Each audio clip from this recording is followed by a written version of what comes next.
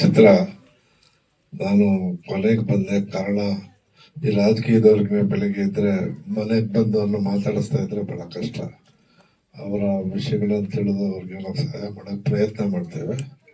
ಅದರಲ್ಲಿ ಇವತ್ತೊಂದು ಸ್ವಲ್ಪ ಜಟಿಲವಾದಂಥ ಒಂದು ಪ್ರಶ್ನೆ ಬಂದಿದ್ದರಿಂದ ನಿಧಾನ ಆಯಿತು. ಇಲ್ಲ ಇದ್ದಿದ್ರೆ ಮೊದಲಿಂದ ಬಂದ ಚಿತ್ರ ನೋಡ್ತಿದ್ದೆ. ಆದರೆ ನನಗೂ ಕೂಡ ಚಲನಚಿತ್ರದ ಬಗ್ಗೆ ಕಾಳಜಿ ಇದೆ. ಸ್ವತಃ ನಾನು ಕೆಂಪೇಗೌಡ ಪಾತ್ರಧಾರಿಯಾಗಿ ನಾಟಕ ಕೂಡ ಮಾಡಿದ್ದೇನೆ, MLA ಚಿತ್ರ ಮಾಡಿದ್ದೇನೆ ಮತ್ತು ನಮ್ಮ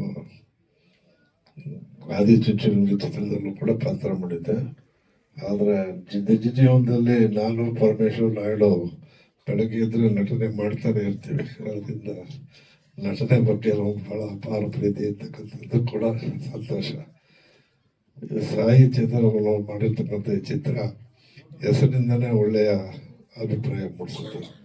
ತಾಯಿಯ ಋಣ ತೀರಿಸೋದಕ್ಕೆ ಸಾಧ್ಯವಿಲ್ಲ. ನಮ್ಮನ್ನು ಬಹಳ ಕೊನೆ ದೃಶ್ಯ ನೋಡಿದಾಗ ನನಗೂ ಕೂಡ ಮನಸ್ಸಿನಲ್ಲಿ ನನ್ನ ತಾಯಿ ಜ್ಞಾಪಕಕ್ಕೆ ಬಂದರು.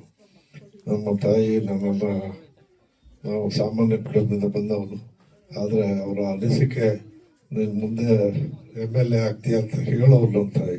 ಅವಿದ್ಯಾವಂತೆ, ಅದು ಹೇಗೆ ಹೇಳ್ತಿದ್ರು ಅನ್ನೋದೇ ಗೊತ್ತಿಲ್ಲ. ಆದರೆ ನಾನು MLA ಆದಾಗ ನಮ್ಮ ತಾಯಿ ಇರಲಿಲ್ಲ. ಅದು ಅವರ ಫೋರ್ಥಾಟ್, ಅವರ ಚಿಂತನೆ ನನಗೆ ಭಾಳ ಇವತ್ತು ಜ್ಞಾಪಕ ಬಂತು.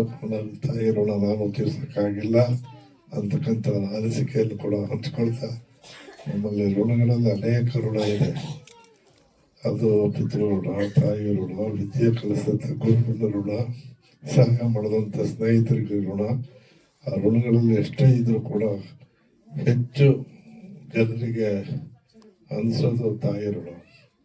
ಜನ್ಮ ಕೊಟ್ಟ ತಾಯಿ ಮೊದಲನೇ ದೇವತೆ ಅಂತಕ್ಕಂಥದ್ದನ್ನ ಭಾಳ ಚೆನ್ನಾಗಿ ತೆಗೆದಿದ್ದಾರೆ ಅಂತ ಅನಿಸುತ್ತೆ. ಈ ಚಿತ್ರ ಯಶಸ್ವಿ ಕಂಡ್ರೆ ಇದರಲ್ಲಿ ಭಾಗಿಯಾಗಿರ್ತಕ್ಕಂಥ ಎಲ್ಲರಿಗೂ ಕೂಡ ಕಲಾವಿದರಿಗೆ ಸಾಯಿ ಭಗವಾನ್ ಆಶೀರ್ವಾದ ಸಿಗಲಿ.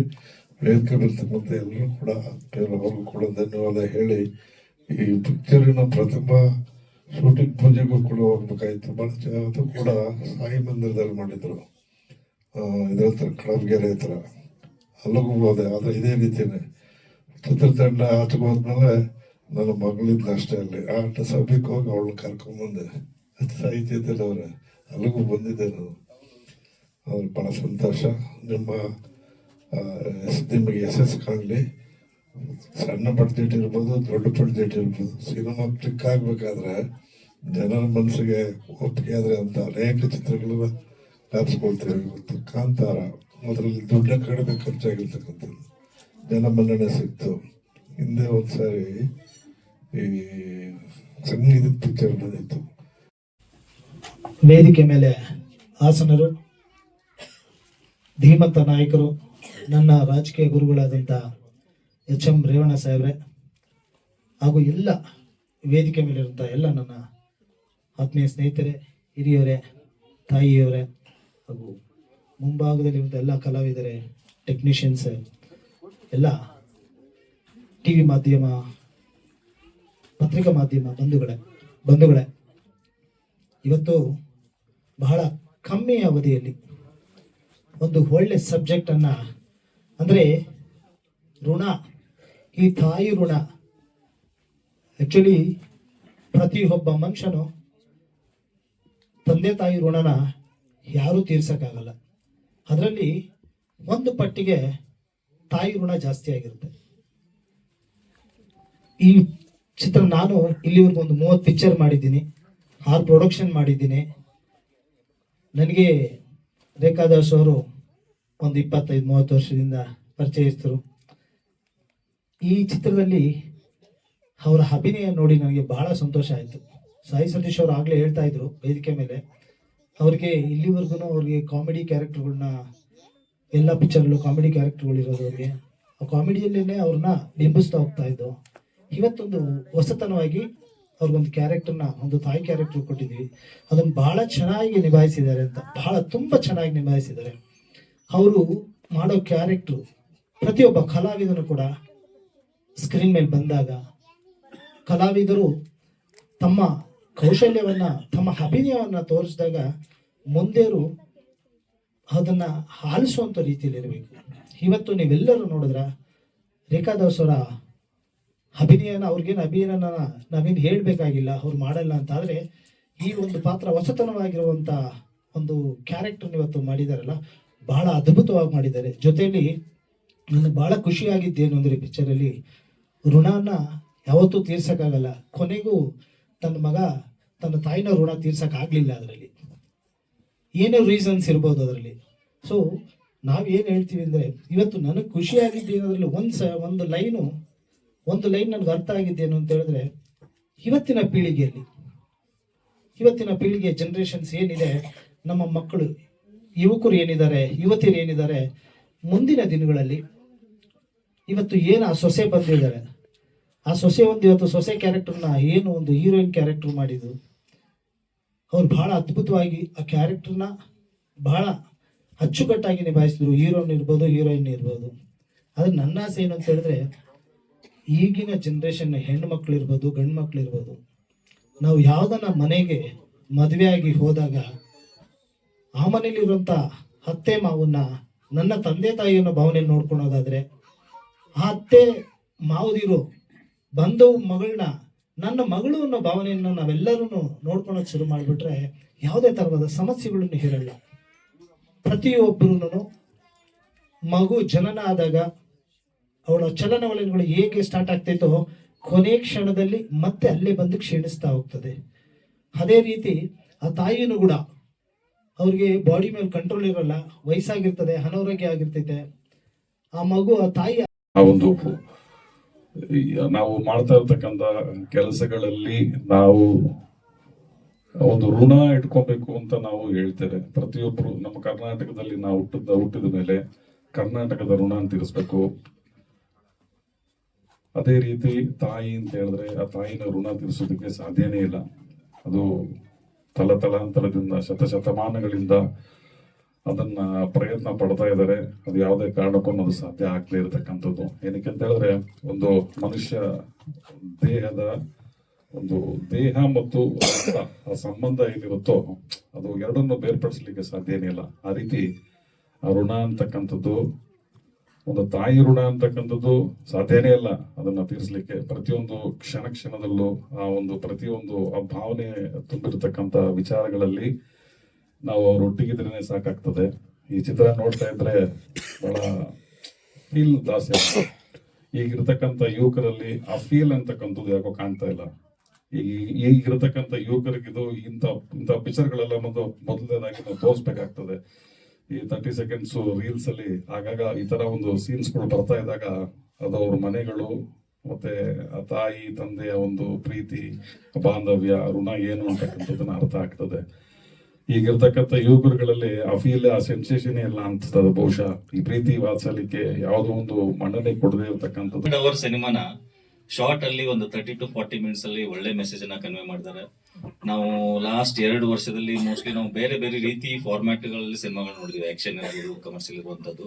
ಬಟ್ ಒಳ್ಳೆ ಮೆಸೇಜ್ ಇರುವಂತದ್ದು ಮೋಸ್ಟ್ಲಿ 10 ವರ್ಷ ಹಿಂದೆ ಎಲ್ಲ ನೋಡ್ತಾ ಇದ್ವಿ ಅನ್ಸುತ್ತೆ. ಹಳೆಯ ಸಿನಿಮಾಗಳನ್ನು ನೋಡಿದಾಗ ಇಂಥ ಒಳ್ಳೆ ಎಮೋಷನಲ್ ಮೆಸೇಜ್ ಮತ್ತೆ ನಮಗೆ ಕನೆಕ್ಟ್, ನಮ್ಮ ಡೈಲಿ ಲೈಫ್ಗೆ ಕನೆಕ್ಟ್ ಆಗುವಂತ ವಿಷಯಗಳು ಇಟ್ಕೊಂಡು ಈಗಿನ ಕಾಲದಲ್ಲಿ ಸಿನಿಮಾಗಳು ಮಾಡೋದು ತುಂಬಾ ಕಡಿಮೆನೆ. ಬಟ್ ಸಾಯಿ ಸತೀಶ್ ಸರ್ ಇದನ್ನ ಯೋಚನೆ ಮಾಡಿ ಅದಕ್ಕೆ ತಕ್ಕಂಗೆ ಒಂದು ಕಥೆನ ಹುಡುಕಿ ನಮ್ಮ ಡೈರೆಕ್ಟರ್ ಅವರು ಅದನ್ನ ಒಳ್ಳೆ ನಿರ್ದೇಶನ ಮಾಡಿ ಎಲ್ಲಾ ಕಲಾವಿದರು ಒಳ್ಳೆ ಪರ್ಫಾರ್ಮ್ ಮಾಡಿದ್ದಾರೆ. ನಮಗೆ ಶಾರ್ಟ್ ಡ್ಯೂರೇಷನ್ ಅಲ್ಲಿ ಪ್ರತಿಯೊಬ್ಬರಿಗೂ ಮನಸ್ಸಿಗೆ ತಟ್ಟುವಂಗಾಗಿದೆ.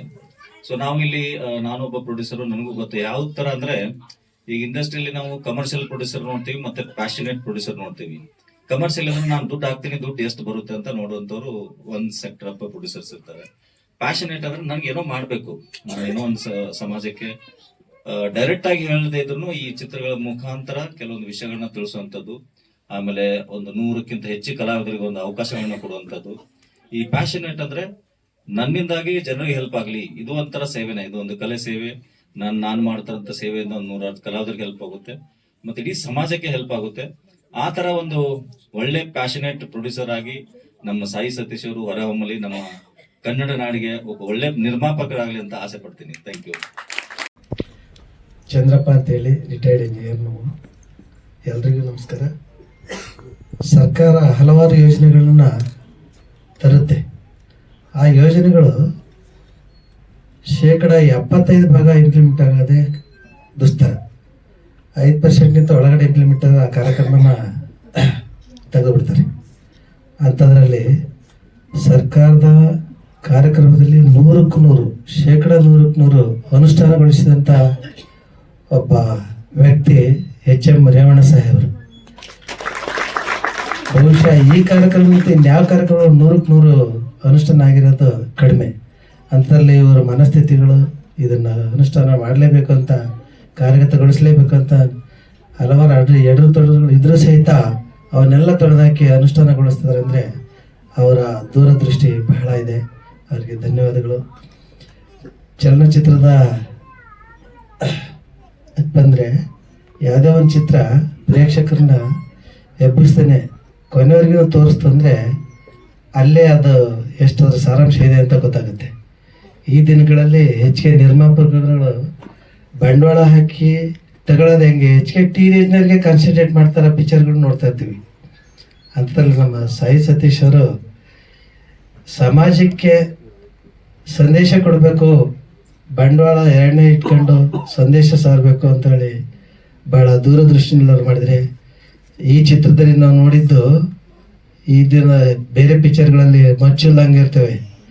ಈ ಚಿತ್ರದಲ್ಲಿ ಮಾತಿನ ಭಾವನೆಯ ಲಾಂಗ್ ಮಚ್ಚುಗಳನ್ನು ಸಮಾಜಕ್ಕೆ ನೀಡಿದ್ದಾರೆ.